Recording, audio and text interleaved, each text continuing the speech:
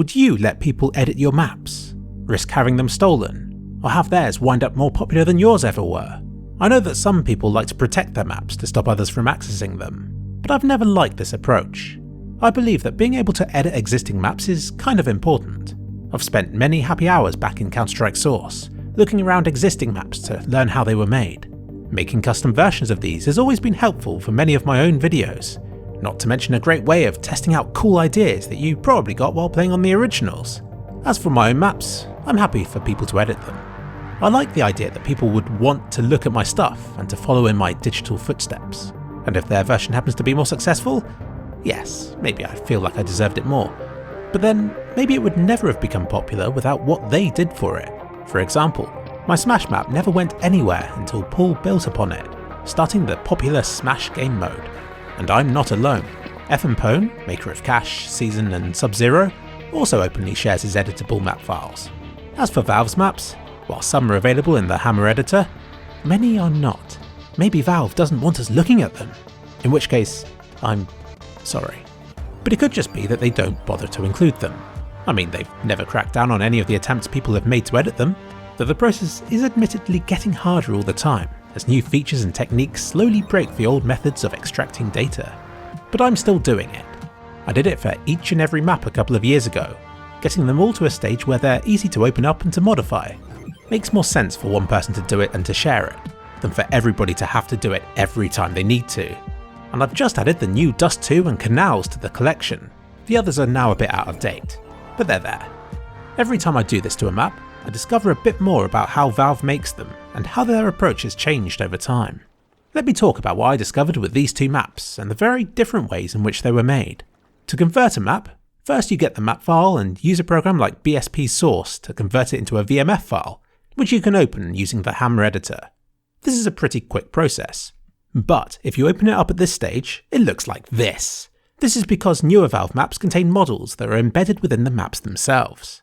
You can also get these by using BSP Source, placing the materials and models folders into CSGO's main directory. Now we can see the map in Hammer. If we disable area portals and occluders, we can then render the map and play it right now. Done! This is probably good enough for most purposes, but I'm not happy with it, because there are problems. First of all, it doesn't understand how to group func details together, so instead clumps anything touching into one, often with hilarious results. Func details are hand-placed blocks that you stick together to make details for your level, but you only want these rendered if your character can see them in-game. The general rule is to clump all of the same item together, unless that item is super big and complicated, and then you can clump one half together that can be seen from places that the other one can't. It's complicated. So I unclump them all and manually go through and group each of them into more manageable chunks, normally whilst listening to music of some kind. There were almost 3,000 of these in Canals, and it took forever. Oh, hello secret symbol. And this was where I discovered the first difference between the two maps. Dust 2 had hardly any. Func details, that is, not secret symbols. Though it doesn't have any of them either. What's going on?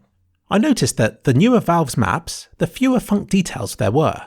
It seems that Valve are slowly moving away from these and towards proper models, which require more work to make, but can be more detailed and optimized and so on. I saw the shift away from func details when comparing old and new versions of Nuke and Inferno, but Dust 2 takes it to a whole new level. And not only that, every surface is a displacement. This is generally used for bumpy ground, but in Dust 2 it remains flat. I believe displacements are used for optimization reasons, as FMPone did the same thing on Cash. Displacements also support blended textures, letting you paint sand onto stony surfaces in a convincing manner and so on. But Dust 2's special, isn't it?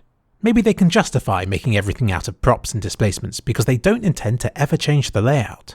In contrast to this, Canals is new and experimental, so it makes sense to use func details everywhere since it's easier to work around these should the map require large changes, some of which it's gone through already. This is when I discovered something else interesting. Running about the map to see if anything was broken, I discovered this at Bombsite B. The pillars and arch have gaps between. This is very unusual because decompiling a map doesn't lead to problems like this. And then I remembered that this part of the map had recently been changed. I covered it in my video here. And in the same video, near the end, I say how nice it is that Valve has updated the editor so that we can scale models. This is something that we've wanted for years, to be able to resize props to any size that we want to. It's such a basic feature, yet it was missing from Source. Until now. And now we know why. They couldn't be bothered to remake this arch, so instead updated the entire program to allow for model stretching. I'm a bit sad about this. Here I was, thinking they had added it because the community wanted it, when actually they were doing it just to fix a problem that they had. So why hadn't these already been resized when I decompiled the map to make it editable in the first place? Simple. The decompiler I used is older than this update, and didn't know to resize the models itself. When fixing the arch, I guessed the scales to make it look okay, but I don't think I used the exact same values as Valve did originally. And directly below Bombsight B, I found a weird, see-through-y bug. I looked in the editor to see what was going on. Turns out they were no-draw blocks. These are invisible in-game. But why were they here? I was thinking of just deleting them, but then I had another idea. Maybe this is another feature that's new enough not to be recognised by the decompiler that I used. In-game, I used draw clip brushes 1. Nothing. 2. Still nothing. 3. And the whole thing shone green. Success! But what does this mean? A quick Google search revealed that these should have been grenade clip brushes, so that grenades bounce off them predictably. So I went around the map making any suspect no-draw textures into grenade clip brushes, just to be sure. And then I noticed something else. The reflections looked rubbish. They weren't reflecting anything. Seems that props have an option to be reflected in the water, and they're all switched off by default, even though the original map clearly had them enabled. So I painstakingly went about the water, manually enabling it for each and every prop that you can see that's reflected. I could have just enabled it on every prop in the whole world, but that kind of defeats the purpose of this option in the first place. It's here to improve performance, and is something I suspect a poor developer also had to do before Canals' original release. And they missed a few props. In the original map, if you go to odd locations, you can sometimes find something not reflected that really should be.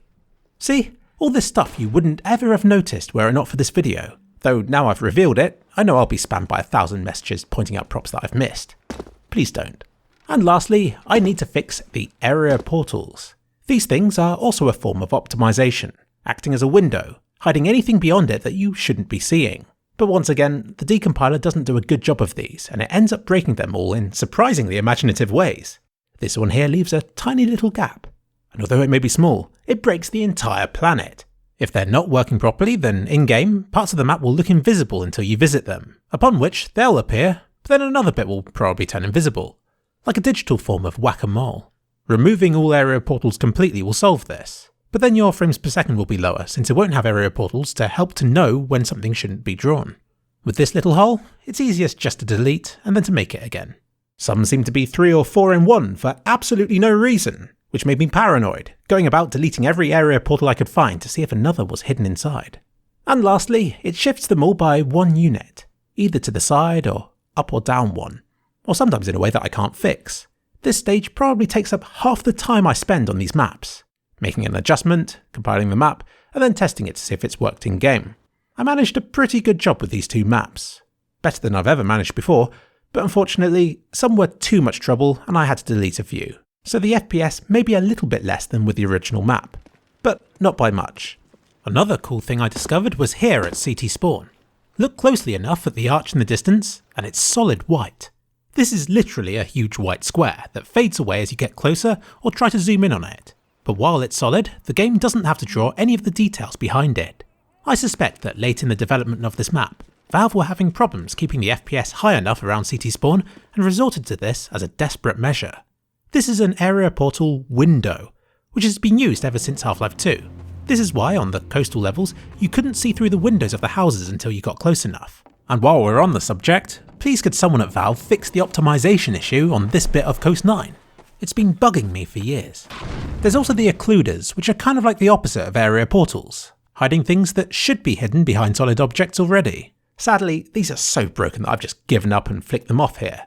Enable them at your own risk. This is what it looks like if you do, just so you don't bother. And there you have it. That's currently how hard it is to make a Valve map editable. My efforts are by no means perfect, but I hope it will at least save other creators a bit of time. Sure, it'll be obsolete the moment these maps are updated, but what are you going to do about that? You're going to have to put up with my attempts, which I output at a rate roughly equal to Valve time. But maybe there are other options. Perhaps somebody else can be bothered to do it. Or maybe Valve one day will provide the original files for all of us, and in their perfect states. It's not like editing maps is a secret, is it? If you like knowing pointless and potentially annoying stuff about how unplayable CSGO is, I can recommend this video on stairs that I made a few years ago. Or how about this video I made for Dell earlier this year, where I reflect upon shiny surfaces and how CSGO is a bit dull.